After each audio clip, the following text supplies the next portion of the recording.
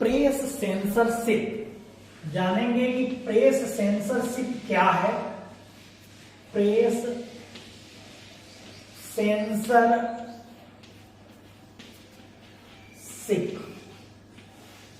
Press censorship जब किसी राजनीतिक दल द्वारा किसी विशेष जानकारी अथवा सूचना को जन समुदाय तक पहुंचने से रोका अथवा प्रतिबंधित किया जाता है तो इस घटना को प्रेस सेंसरशिप कहा जाता है।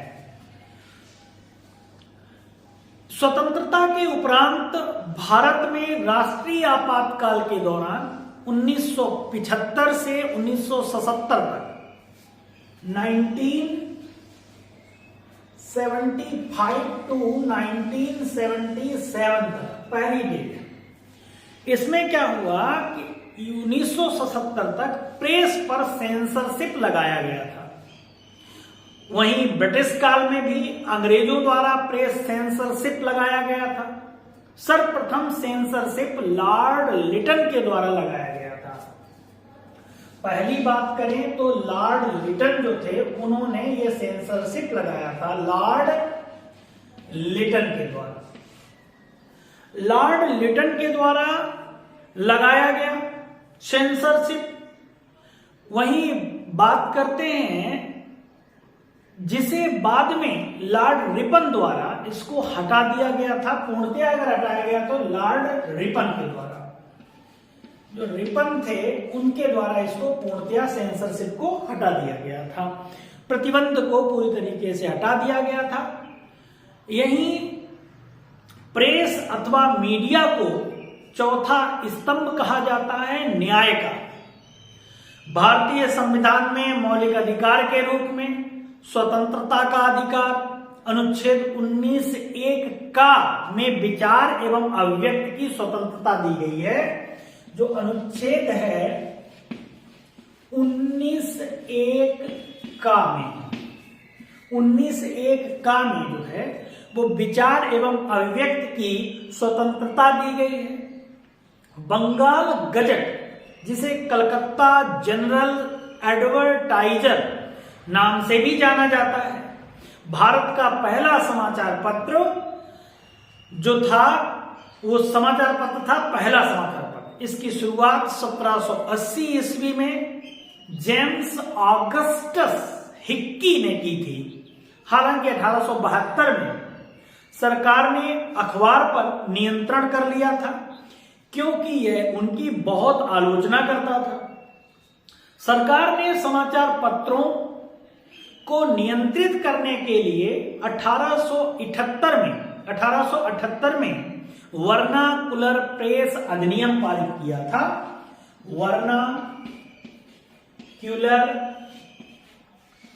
प्रेस अधिनियम लाए थे, सरकार लाई थी प्रेस अधिनियम। ये वर्नाकुलर प्रेस अधिनियम जो आया था ये 1878 में आया था। 1878 में वर्नाकुलर प्रेस अधिनियम आया था और पहले जो कह सकते हैं भारत के पहले पत्रकार थे सुरेंद्र नाथ बनर्जी साहब, जिनको 1883 में जेल जाने वाले कह सकते हैं। 1883 में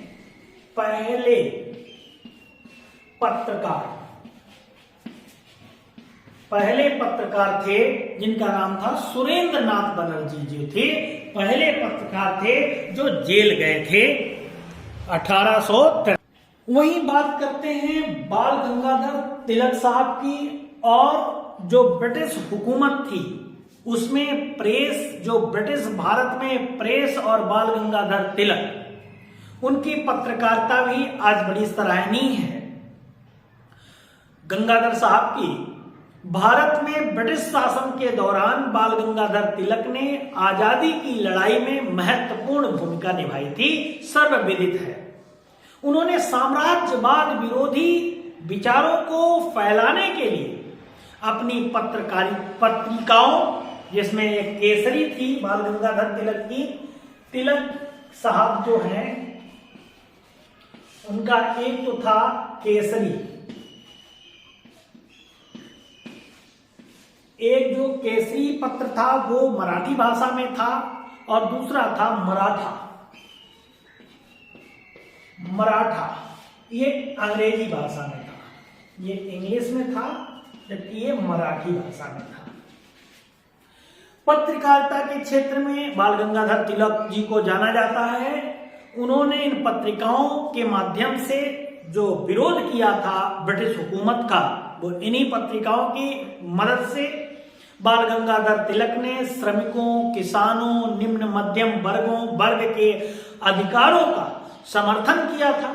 यहां तक कि उन्होंने विदेशी कपड़ों के बहिष्कार का भी नेतृत्व किया था और किसानों से आग्रह किया कि अगर उनकी फसल खराब होती है तो वो क्या करेंगे, देर से फसल की अदायगी करेंगे या टैक्स देंगे, भुगतान करने में भी देरी करेंगे। उन्होंने गणपति और शिवाजी के लिए भी समारोह भी आयोजित किए थे, जिनसे लोगों को ब्रिटिश शासन के खिलाफ एकजुट होने में मदद मिली थी। जब 1897 आया तो प्लेग फैल गया, प्लेग जैसी महामारी थी, तो सरकार के कार्यों से जनता में असंतोष था। तिलक के लेखों और भाषणों का इस्तेमाल उनके खिलाफ किया गया। उन्हें 18 महीने की जेल की सजा सुनाई गई। तिलक साहब को 18 महीने की जेल की सजा हुई। जब सजा सुनाई गई तो इसके बावजूद वे एक राष्ट्रीय नायक बन गए और अपने नेतृत्व और अपने विश्वासों के प्रति प्रतिबद्धता के लिए लोकमान्य के रूप में जाने गए। अब ये देखिए, इतना सब कुछ संघर्ष किया, पत्रकारिता की, ब्रिटिश जैसे साम्राज्य को उन्होंने हिलाकर रख दिया और इसीलिए उनको लोकमान्य कहा गया। लोकमान्य कैसे हो गए? बिल्कुल जनता में प्रिय हो गए। ब्रिटिश भारत में प्रेस ने एक अमिट छाप छोड़ी। इसने जनमत को आकार दिया, राष्ट्रवाद को बढ़ावा दिया और सामाजिक सुधार को भी बढ़ावा दिया। उत्पीड़ितों के लिए एक आवाज के रूप में काम किया। दबे कुचले निम्न वर्ग लोगों को इन्होंने मतलब कह सकते हैं न्याय दिलाया। विश्व प्रेस स्वतंत्रता कह सकते हैं, प्रेस स्वतंत्रता दिवस, विश्व प्रेस स्वतंत्रता दिवस जो मनाया जाता है वो मनाया जाता 3 मई को।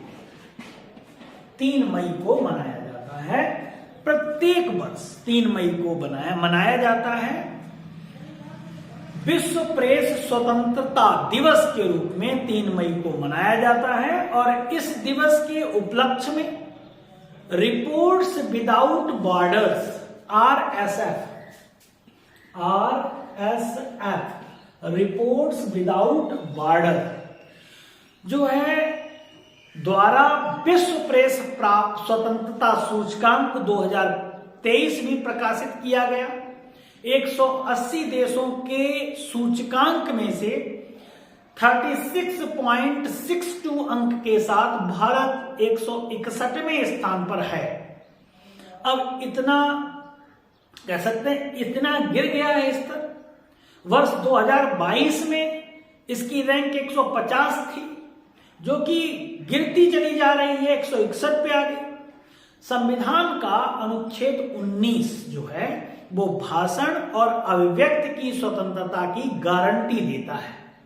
जो भाषण की स्वतंत्रता आदि के संबंध में कुछ अधिकारों के संरक्षण से संबंधित है।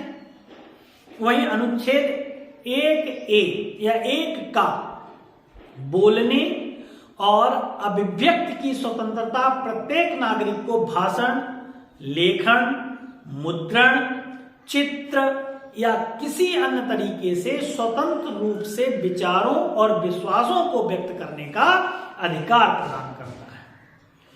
अनुच्छेद 19(1)(a) के तहत संरक्षित है, जिसमें कहा गया कि सभी नागरिकों को भाषण और अभिव्यक्ति की स्वतंत्रता का अधिकार होगा। वर्ष 1950 में सर्वोच्च न्यायालय ने रोमेश थापर बनाम मद्रास राज्य मामले में कहा था कि प्रेस की स्वतंत्रता सभी लोकतांत्रिक संगठनों की नींव है। अब इतनी बातें तो कही गई, हालांकि प्रेस की स्वतंत्रता पूर्ण नहीं है तो फिर क्या है? यह अनुच्छेद 19(2), अनुच्छेद जो है एक तो 19(1) हो गया, 19(2) की बात करते हैं। 19(2) के तहत बात आती है तो 19(2) के तहत कुछ प्रतिबंधों का सामना भी करती है प्रेस। पहला है भारत की संप्रभुता और अखंडता के महत्व से संबंधित मामले, राज्य की सुरक्षा, विदेशी राज्यों के साथ मैत्रीपूर्ण संबंध, सार्वजनिक व्यवस्था, शालीनता, नैतिकता, अदालत की अवमानना, मानहानि, किसी अपराध के उकसाने के संबंध में आदि पर भी प्रतिबंध लगाती है। इस यहाँ पर बोलने का अधिकार नहीं होता है। कई चीजें हैं। ये प्रेस सेंसरशिप जो है कई राजनीतिक दल लगा देते हैं, प्रतिबंध लगा देते हैं, लेकिन ये चौथा स्तंभ है जो क्या करता है, जो पीड़ित लोग हैं, जो निचले स्तर के हैं, जिनकी आवाज बनकर मीडिया ही सामने आती है। और इस तरीके से आज हमने ये भी देख लिया कि हमारा स्तर, मीडिया का स्तर कितना गिर चुका है। आज रैंकिंग में देखा जाए तो रैंकिंग में आज हम 161वें स्थान पर आ गए हैं। क्योंकि इस तरीके से अगर हम गिरते चले जाएंगे तो किस पे भरोसा होगा? एक चौथा स्तंभ है जो कि गरीबों और पीड़ितों की आवाज बनता है। आज जो प्रेस सेंसरशिप जैसी चीजें सामने आ रही हैं, जबकि तिलक जी के समय में तिलक जी ने इतने बड़े साम्राज्य, जो कह सकते हैं ब्रिटिश साम्राज्य के खिलाफ आवाज बने, कई बार जेल भी गए अपनी लेखनी की वजह से, आलोचना की वजह से। सुरेंद्रनाथ बनर्जी जी भी जेल गए, सबसे पहले पत्रकार थे। तो इस तरीके से अगर पत्रकार ही डरने लगेगा राजनीतिक दलों से, तो फिर कौन आवाज बनेगा दबे कुचले लोगों की? तो यहाँ पर ये मीडिया को सोचना चाहिए, समझना चाहिए कि हम अपने स्तर को ना गिराएं। Thanks for watching.